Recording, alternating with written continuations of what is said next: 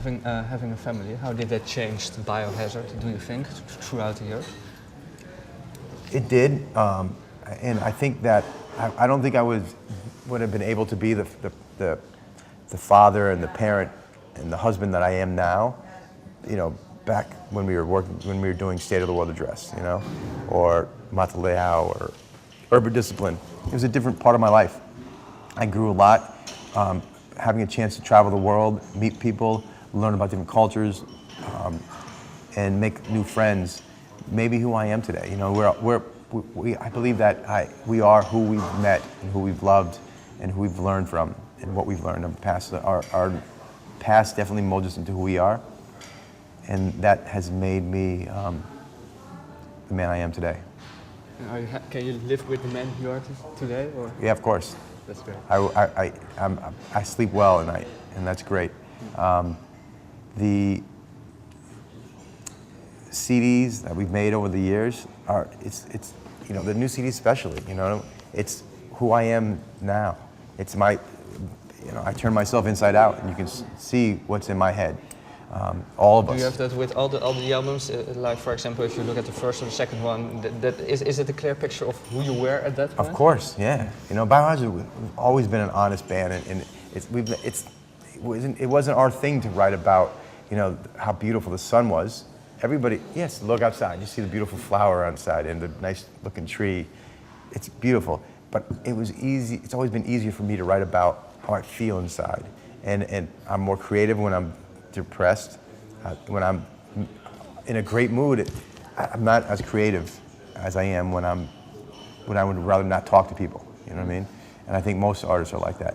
But if you look at our CDs, I remember the first CD we made. All the lyrics they deal with what was going on in our life at that time and around us.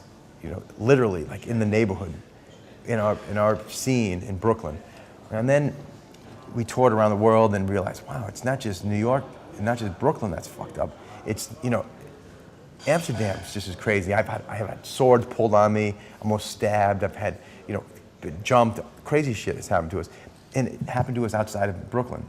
So that record was called Urban Discipline. It's when we realized that it wasn't just New York that was fucked up and had many issues. We had a lot more similarities to other cities around the world than we thought. That record was State of the World, was Urban Discipline. And then we realized, okay, it's not just the cities, it's not just the urban life, it's the world. And we started to see things from a more of a worldly point of view rather than a New Yorker who thought that New York was the center of the universe. And that record was called State of the World Adress. So the growth of the band is, I think, a direct mirror image of what's going on in our head and our lives at that moment. You know, they say that does life imitate art, does art imitate life? You know, for us, we're just a mirror for what we see. You know, what my eyes see is what we write about. You know, what my heart feels is what I write about. And those are direct results from my experience, from our experiences as artists.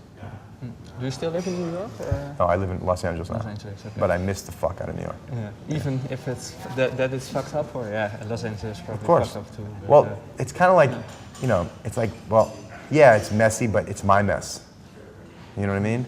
And it was Brooklyn. We talked about. People always used to say, but if it's so fucked up, why do you live there? But it's my city. You know, it's where I live. It's my home.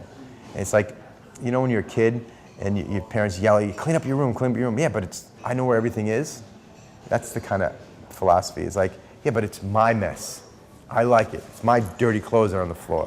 You know what I mean? Yeah. I want them there. You know, so you know, I guess you just got to roll with it. You know. Well, yeah. Last question. Yeah, maybe you can tell us a little bit about the future plans of Biohazard, and maybe especially on short term. What's going to happen in maybe the next couple of months? The record comes out, the CD comes out in September. It will be on tour. I hope to play Holland at least 3 times over the next year. We love it here. We still owe everybody a show that we had to cancel in Den Bosch in March, I believe. And that really fucking pissed me off. It sucked. It's horrible. But, you know, life goes on. Yeah. We're continuing. Biohazard is here, and we're not going away. Do you maybe see also a future for Evan in the band as well, maybe in the future? Or? I don't know. Who knows? You know, I never, like I said, I didn't think Biohazard would ever get back together, and we did. So what the future holds, who knows? But I know we made a kick-ass CD. Go out and get it, and hope you love it as much as I do. New album next year. Yes. Okay, thank you very much. Thank you. Dankjewel. Ja, graag gedaan. Overal.